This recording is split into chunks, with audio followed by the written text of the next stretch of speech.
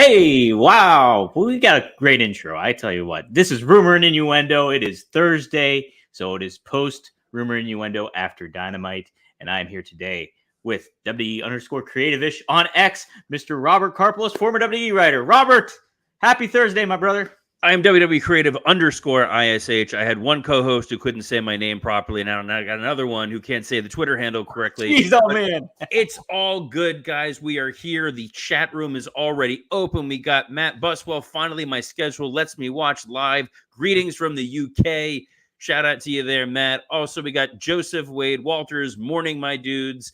And Antonio Santos saying a perfect way to start my workday. Afternoon, gentlemen. Let's hope Robert doesn't have Scott Chaplin internet again. Apparently, yesterday in the pre-recorded episode of Rumor and Innuendo, I don't even know what show we're doing here at this moment, guys. I'm recording so many of these damn things.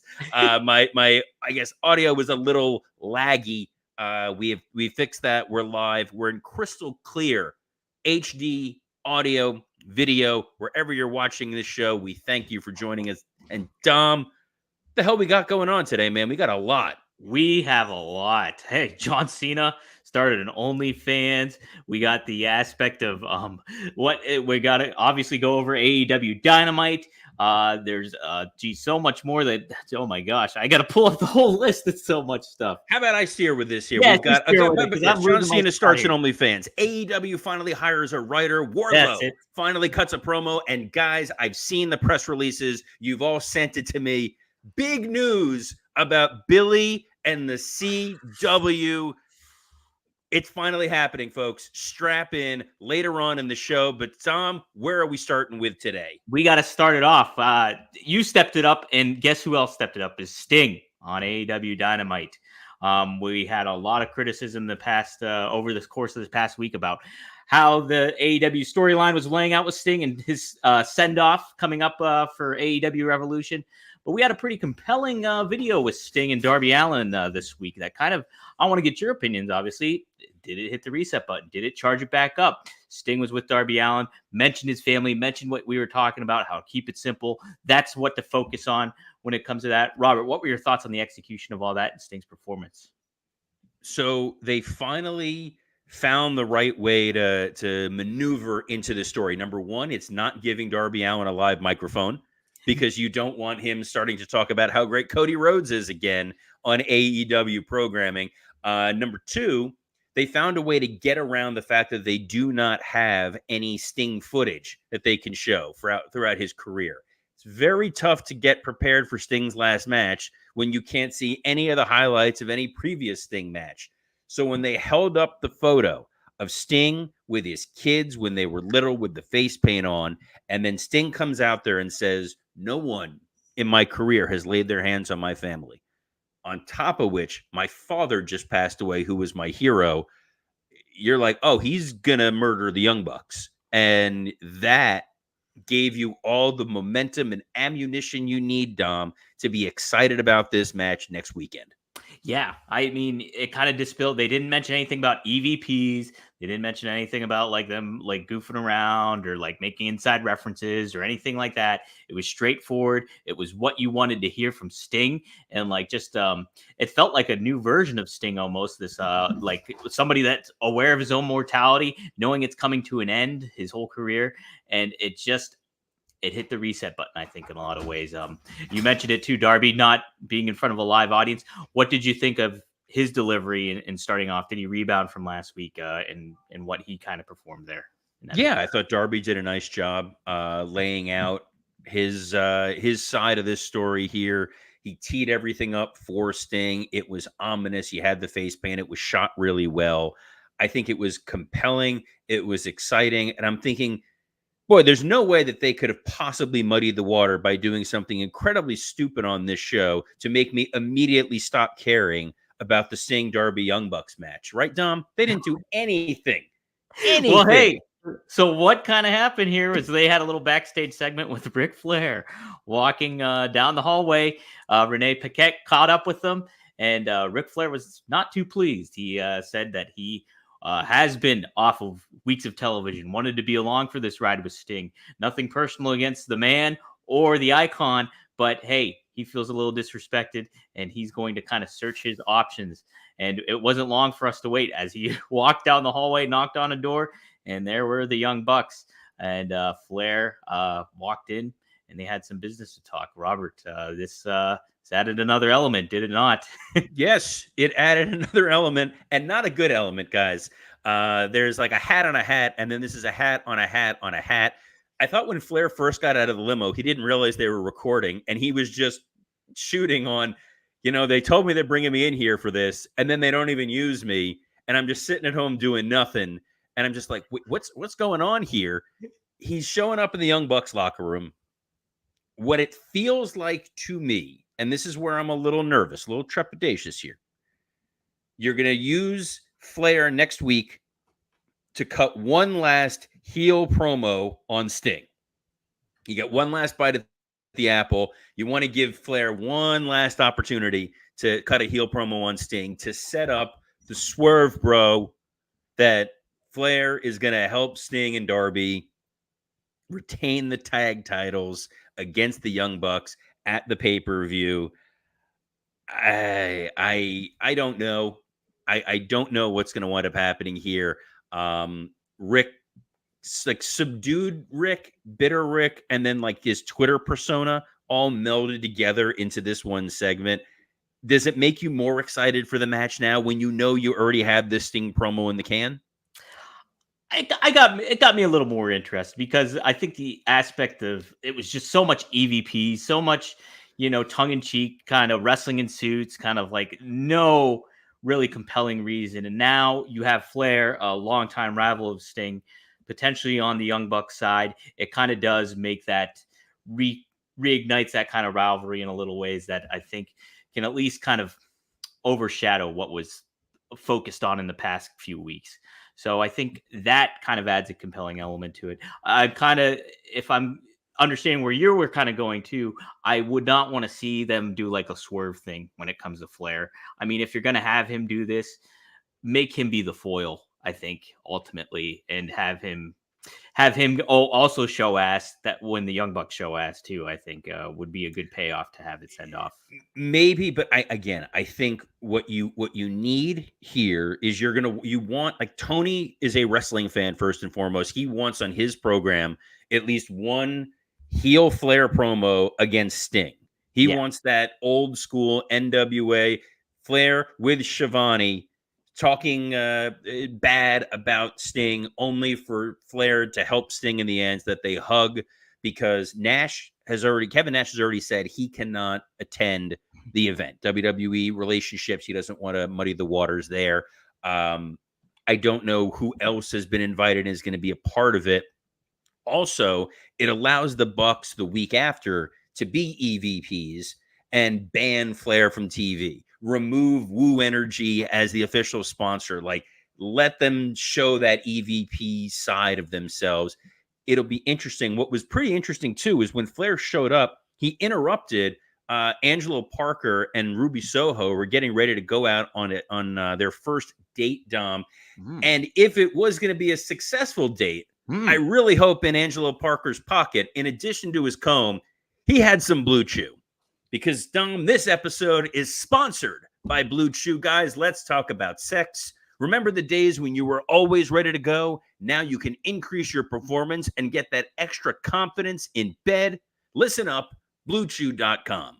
Blue Chew is a unique online service that delivers the same active ingredients as Viagra, Cialis, and Levitra, but in chewable tablets and at a fraction of the cost. You can take them anytime, day or night, so you can plan ahead or be ready whenever an opportunity arises. The process is simple. Sign up at BlueChew.com, consult with one of their licensed medical providers, and once you're approved, like Orange Cassidy, who was cleared to wrestle on Dynamite, you'll receive your prescription within days. The best part? It's all done online. No visits to the doctor's office, no awkward conversations.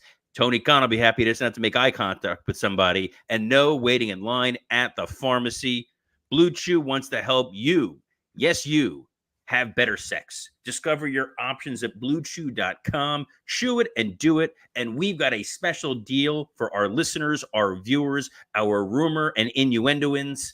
Try Blue Chew free when you use our promo code RUMOR at checkout. Just pay $5 shipping. That's BlueChew.com, promo code RUMOR to receive your first month free. Visit Blue Chew for more details and important safety information. And we thank Blue Chew for sponsoring this episode of Rumor and Innuendo.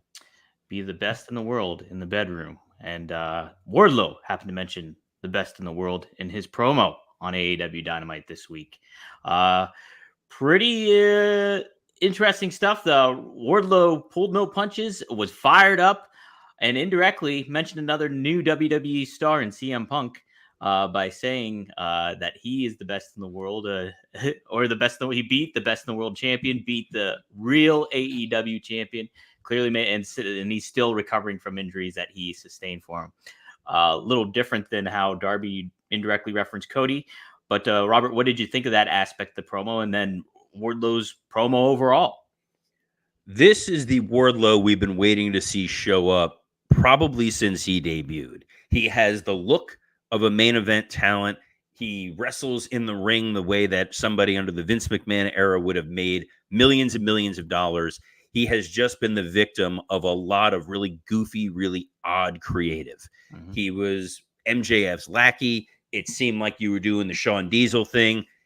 It never really paid off because Max taking the time away and Wardlow getting muddied in the situation with Samoa Joe. Then you had Wardlow just go away for a while. He comes back. He has Arn Anderson. Then he doesn't have Arn Anderson anymore. Then he's squashing nobodies. Now he's part of the Kingdom.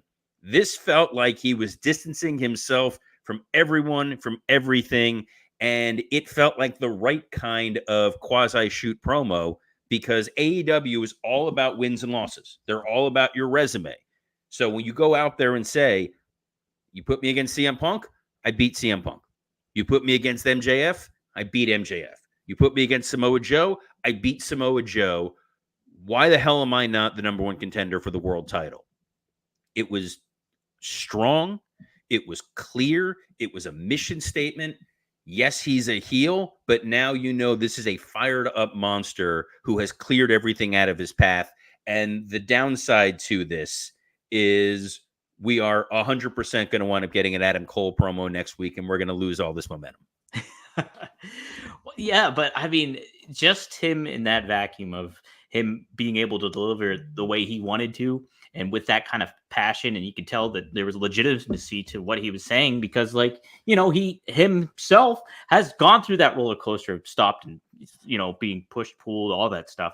And for him to kind of have that platform to say that, speak his mind in a heel fashion, it was very reminiscent of like a Dave Bautista. Like, I felt like I could definitely see some similarities in that. And Batista's always been a natural on camera, and I think this was a clear indication that, you don't think so?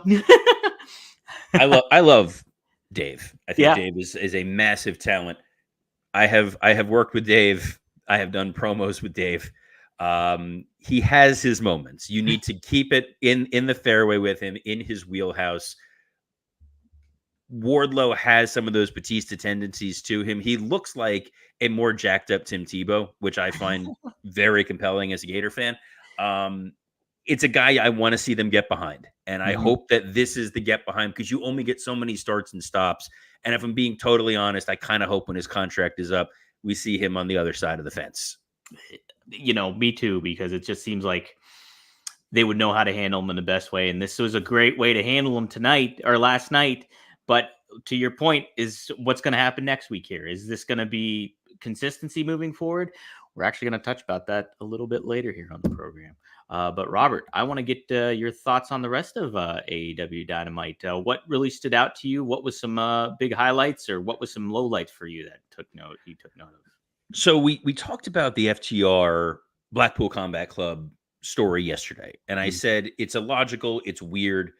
It made no sense that you suddenly just turn Moxley heel, that you turn the Blackpool Combat Club heel. The match was off the charts. That you started with the best part of the show. You started with that match. Guys, it ended in a time limit draw for a reason. If you're angry about that, you're upset about that, welcome to episodic storytelling. You got to build to a pay-per-view.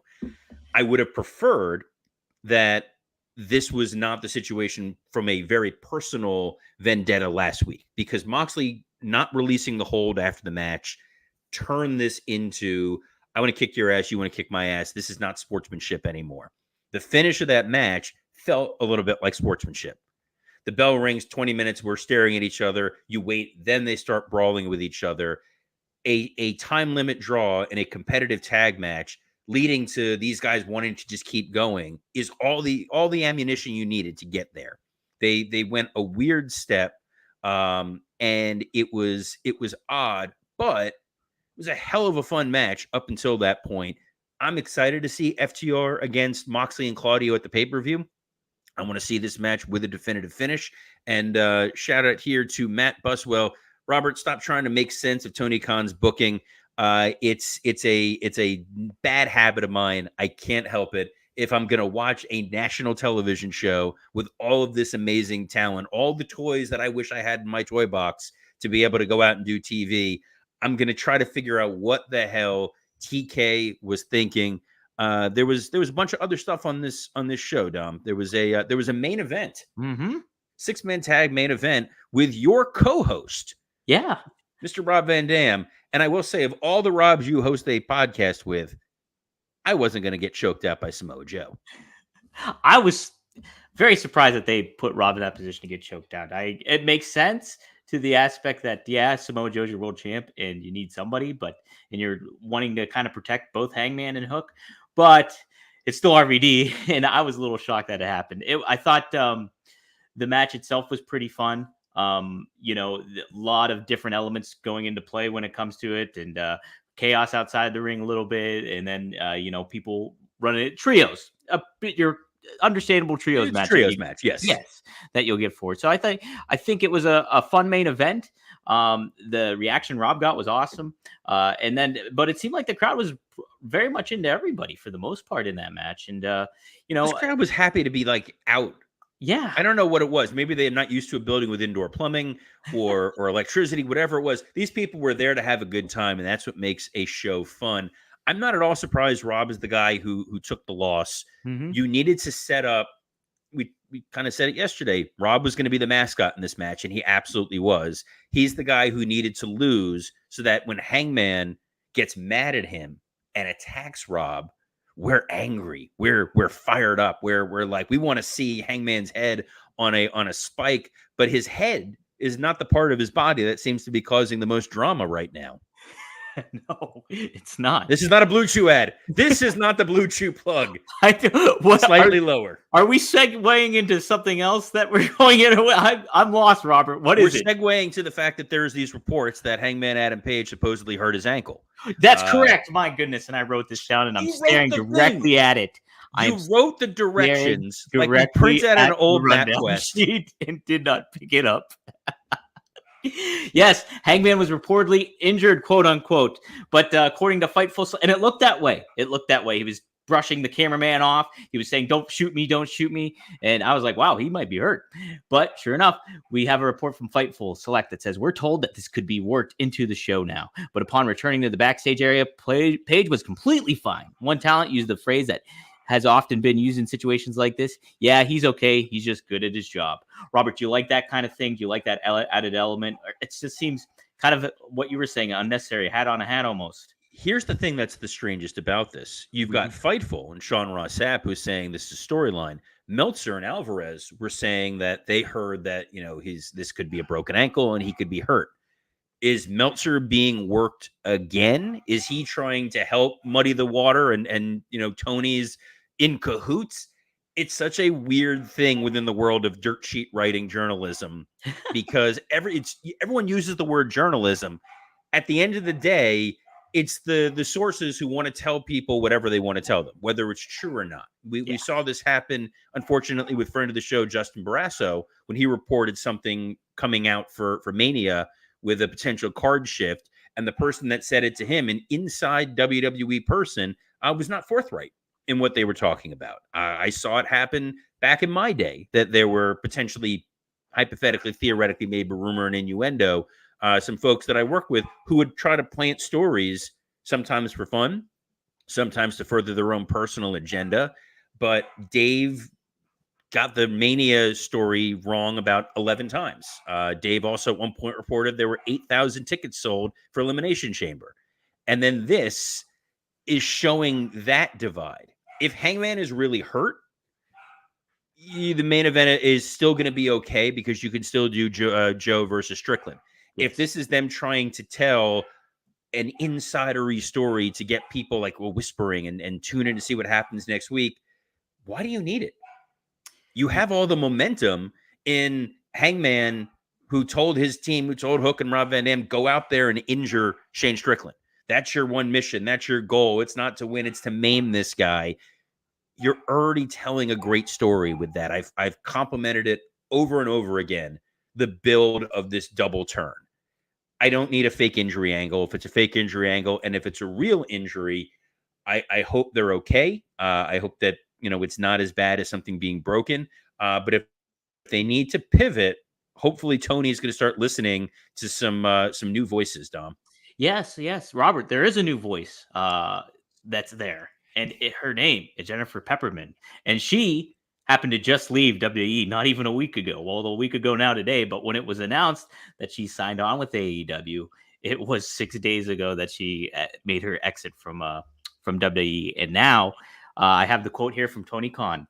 Adding Jennifer Pepperman's brilliant mind to the AEW team opened up the door for exciting new ideas and will help us build upon the incredible stories currently developing on the road to AEW Revolution across our 3 weekly shows on TBS and TNT. And the effects of Jennifer's arrival in AEW will be felt for many years in the future. We're thrilled to welcome her today, and I look forward to her creativity and collaboration with our team across the board in what will be AEW's biggest year yet and beyond. So, Robert... Was he falling down a cavern at the end of that quote? I was trying to do Buzz Lightyear plus kind of. Don't get us sued by Disney. Okay. Please don't. Well, what do you think of this creative addition? It's the first actual, I believe, creative hire AEW has made since its inception. I have been waiting for this moment since the moment AEW started. Tony has been so hesitant, reticent, opposed to hiring writers because he does not understand what a writer, what a creative team member actually does. It is someone who is going to help lay out your storylines, someone who's going to take a holistic look at the product overall. They're going to look at the weekly shows, the segment by segment breakdown, how each talent is being utilized, and make sure that everything makes sense. It's why I'm constantly trying to make sense of what Tony Khan is doing, because you just can't help it. If you trained in that world, you want to see what's going to happen. I'm thrilled. I'm elated. I'm ecstatic that Tony has brought somebody in from WWE who had previous background in soap operas, in being able to tell episodic storytelling. She is not going to come in there and try to write word for word what everybody's promo is. It is, tell me the story you're trying to tell, Tony. Let's see if we can lay out the beats, make the chart, because that's how you book using a grid. You book weeks out, months out to your pay-per-view, laying out your shows. I don't know what Tony's format situation looks like. I don't know that Tony has people that he can truly confide in, because you have a lot of different voices. There was the Jericho camp. There was the Young Bucks camp. There was the Cody camp for a while. There's Kenny's view of how he thinks wrestling should be.